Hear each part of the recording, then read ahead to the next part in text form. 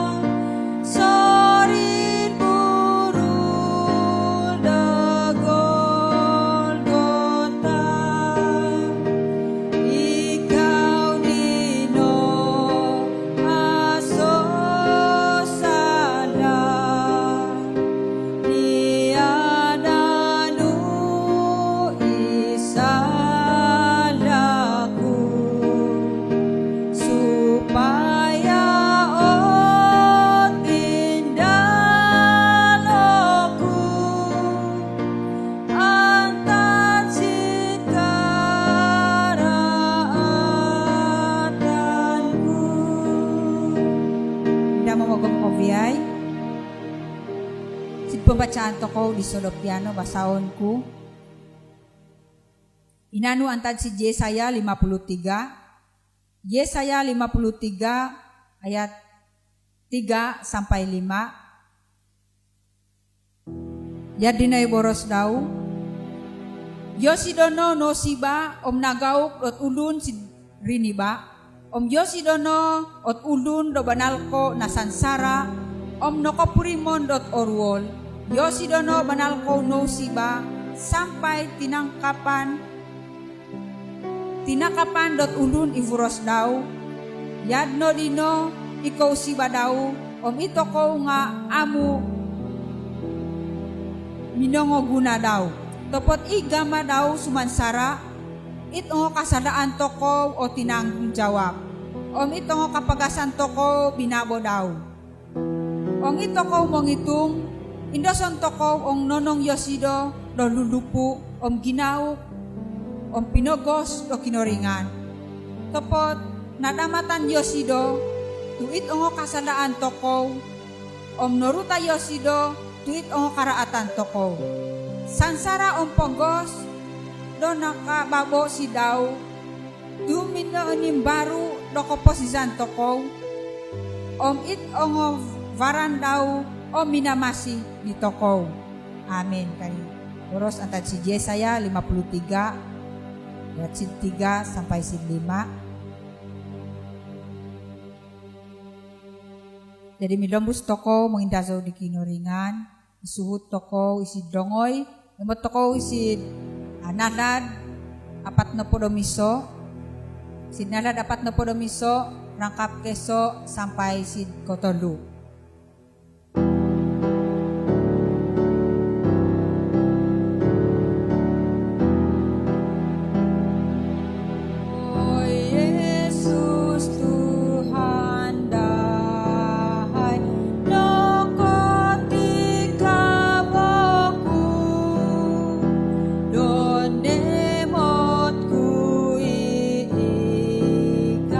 Sirit sansara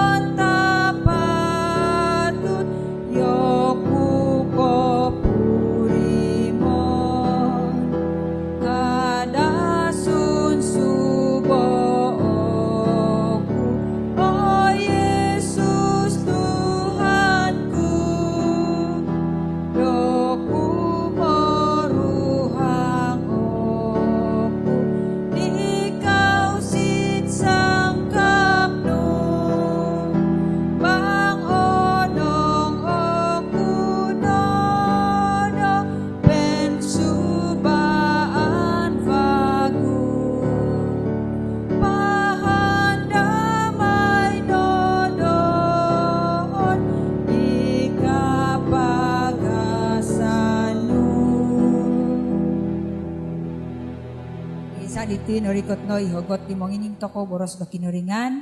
Jadi mindamo ku isi bongovit ditudukan di Sodopiano. Shalom semua, puji Tuhan malam ini merupakan malam yang kedua bagi kita memperingati kesengsaraan Yesus. Terima kasih karena terus setia dalam mengikuti ibadah ini. Sebelum itu saya ingin meminta maaf kepada semua jemaat karena khotbah kali ini hanya dapat disediakan dalam bentuk audio saja. Sebenarnya kita telah mempersiapkan khotbah dalam bentuk video, namun ada masalah teknikal yang tidak dapat dielakkan, maka dengan itu kita hanya dapat menyediakan khotbah dalam bentuk audio. Namun jangan risau, untuk khotbah yang akan datang semuanya itu dalam bentuk video. Mari kita persiapkan hati kita untuk mendengarkan firman Tuhan. Kita berdoa. Bapa yang di surga, terima kasih untuk kesempatan yang sudah Engkau berikan kepada kami malam hari ini. Kami sekali lagi bersyukur karena kami dapat bersama-sama untuk belajar dan mendengarkan firman-Mu. Bantu dan tolong kami supaya kami dapat memahami firman-Mu. Di dalam nama Yesus kami berdoa. Amin. Tema yang akan saya kongsikan kepada kita malam ini adalah doa dan pergumulan Yesus. Teks yang akan kita renungkan bersama, kita boleh lihat di dalam Markus 14 ayat 32 sampai 52. Namun saya hanya akan baca dari ayat yang ke-32 sampai 42 saja. Saya menggalakkan supaya jemaat dapat membuat pembacaan sampai ayat yang ke-52. Saya bacakan. Lalu sampailah Yesus dan murid-muridnya ke suatu tempat yang bernama Getsemani. Kata Yesus kepada murid-muridnya, "Duduklah di sini, sementara aku berdoa." Dan ia membawa Petrus, Yakobus, dan Yohanes sertanya. Ia sangat takut dan gentar. Lalu katanya kepada mereka, "Hatiku sangat sedih, seperti mau mati rasanya. Tinggallah di sini dan berjaga-jagalah." Ia maju sedikit, merebahkan diri ke tanah dan berdoa supaya sekiranya mungkin saat itu lalu daripadanya. Katanya, "Ya Aba, ya Bapa, tidak ada yang mustahil bagimu. Ambillah cawan ini daripadaku, tetapi janganlah apa yang aku kehendaki, melainkan apa yang Engkau kehendaki." Setelah itu, ia datang kembali dan mendapati ketiganya sedang tidur. Dan ia berkata kepada Petrus, "Simon, sedang tidurkah engkau? Tidakkah engkau sanggup berjaga-jaga 1 jam? Berjaga-jagalah dan berdoalah, supaya kamu jangan jatuh ke dalam pencobaan. Roh memang penurut, tetapi daging lemah." Lalu ia pergi lagi dan mengucapkan doa yang itu juga. Dan ketika ia kembali pula, ia mendapati mereka sedang tidur. Sebab mata mereka sudah berat dan mereka tidak tahu jawab apa yang harus mereka berikan kepadanya. Kemudian ia kembali untuk ketiga kalinya dan berkata kepada mereka, "Tidurlah sekarang dan istirahatlah. Cukuplah, saatnya sudah tiba. Lihat, Anak Manusia diserahkan ke tangan orang-orang berdosa. Bangunlah, marilah kita pergi. Dia yang menyerahkan aku sudah dekat." Saudara-saudara yang dikasihi Tuhan, perlu kita ketahui bahwa Taman Getsemani bukanlah satu tempat yang asing bagi Yesus dan ke-12 muridnya. Tempat ini adalah salah satu tempat yang selalu mereka kunjungi, terutamanya Yesus, untuk berdoa. Kenapa Yesus memilih Taman Getsemani? Nah, karena tempat ini jauh daripada kesibukan orang ramai, sunyi, dan berada di atas bukit. Itulah sebabnya Yesus memilih tempat ini dan sesuai untuk berdoa. Demikian juga pada kali ini, setelah mereka selesai merayakan perjamuan malam, Yesus datang ke tempat ini untuk berdoa. Kali ini dia membawa Petrus, Yakobus, dan Yohanes. Namun keadaan hati Yesus sangat berbeza dengan sebelumnya. Kalau kita melihat di dalam ayat 34, kita boleh melihat di sana bagaimana perasaan Yesus. "Hatiku sangat sedih, seperti mau mati rasanya." Nah, dengan ungkapan Yesus ini jelas menunjukkan bahwa Yesus sangat takut dan gentar karena ada pergumulan yang besar dia sedang hadapi. Yesus juga berpesan kepada Petrus, Yakobus, dan Yohanes untuk berjaga. Mengapa demikian? Ini karena pada bila-bila masa saja dia akan ditangkap dan dihukum mati. Di dalam teks ini, Markus coba menggambarkan keperitan hati Yesus yang teramat sangat. Dengan cara Yesus berdoa dan kata-kata Yesus dalam doa menyatakan begitu berat sekali apa yang dia akan alami. Yesus berdoa dengan merebahkan diri ke tanah, menggambarkan bahwa dia benar-benar merendahkan diri kepada Allah dan meminta pertolongan daripada Allah. Di sini kita dapat melihat bahwa Yesus benar-benar bergumul ataupun berjuang dengan perkara yang akan dia hadapi. Kepahitan Yesus semakin terasa apabila dia melihat bahwa murid-murid yang paling dia harapkan tidak dapat bertahan bersama-sama dengan dia. Jika kita perhatikan kata-kata Yesus kepada Petrus di dalam teks ini, Yesus berkata, "Simon, sedang tidurkah engkau?" Apakah maksud pertanyaan seperti ini? Sedangkan Yesus tahu bahwa mereka bertiga sedang tidur semasa Yesus kembali ke tempat mereka berehat. Namun saudara-saudara yang dikasihi Tuhan, maksud Yesus bertanya demikian adalah dia hendak menyatakan bahwa mereka perlu tetap berjaga-jaga dan berdoa. Alasannya adalah agar mereka tidak akan jatuh ke dalam pencobaan sebab roh memang penurut tetapi daging lemah. Kalau kita melihat di ayat 35 sampai 42, di dalam bahagian ini kita dapat melihat pergumulan Yesus di dalam doa kepada Bapa. Pada malam itu Yesus berdoa sebanyak 3 kali. Dalam doanya, dia menyatakan perasaannya yang sebenar, tetapi dia tidak menolak atau melawan kehendak Allah. Yesus juga mempertegaskan keinginannya untuk melakukan apa yang Allah kehendaki. Doa Yesus menyoroti penderitaan yang mengerikan yang harus dia tanggung. Penderitaan yang luar biasa hebat karena dia harus menanggung dosa seluruh dunia.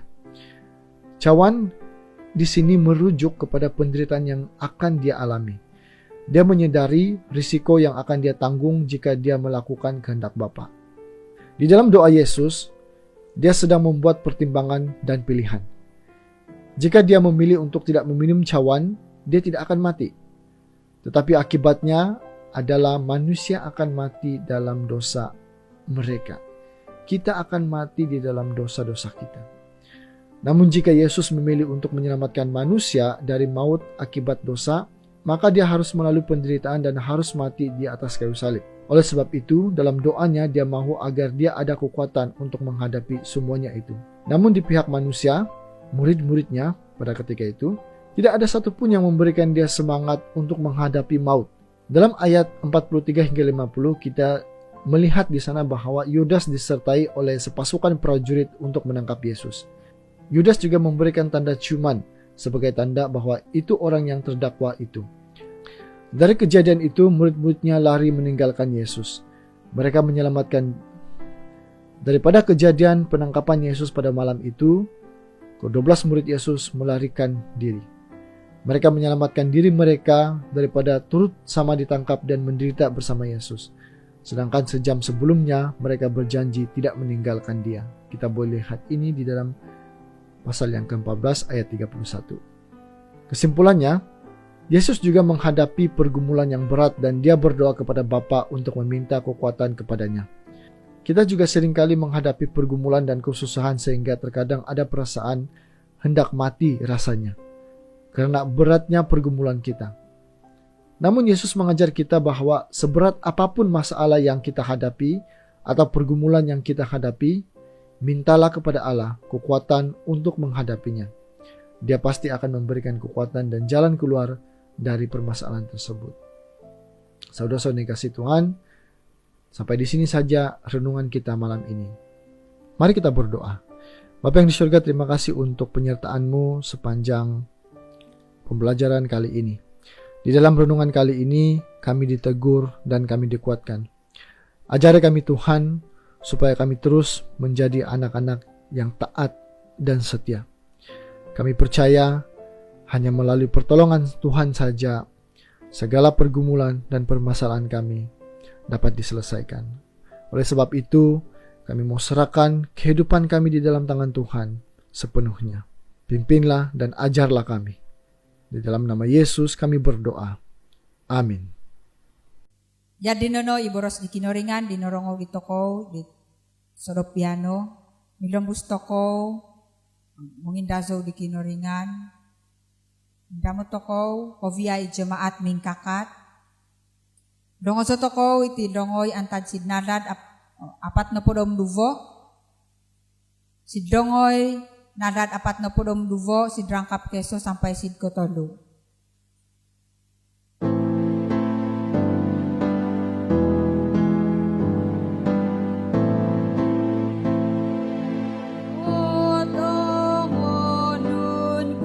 Christi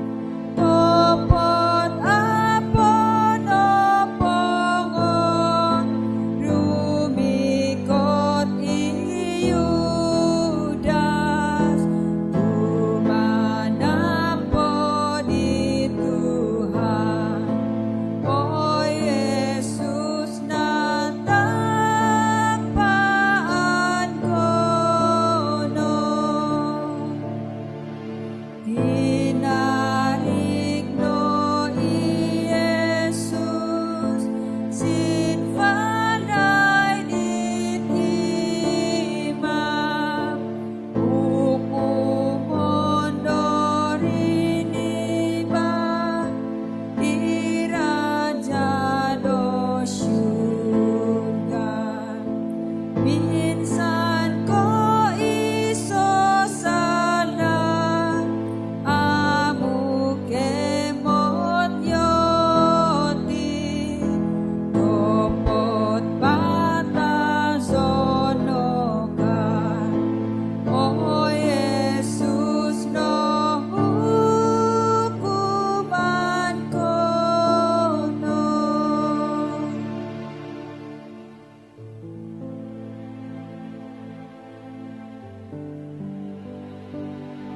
Kakalisig ka maduping kakat. Kadua toko dadang dua berkat. O Tuhan, berkatayo koino om todo koino. O Tuhan, patarangono sidahay dit om piling di vurosnu om sianayo koino. O Tuhan, di kupayo koino om tahakayo koino di kopio ondusan antad piano sampai pendai. Amin.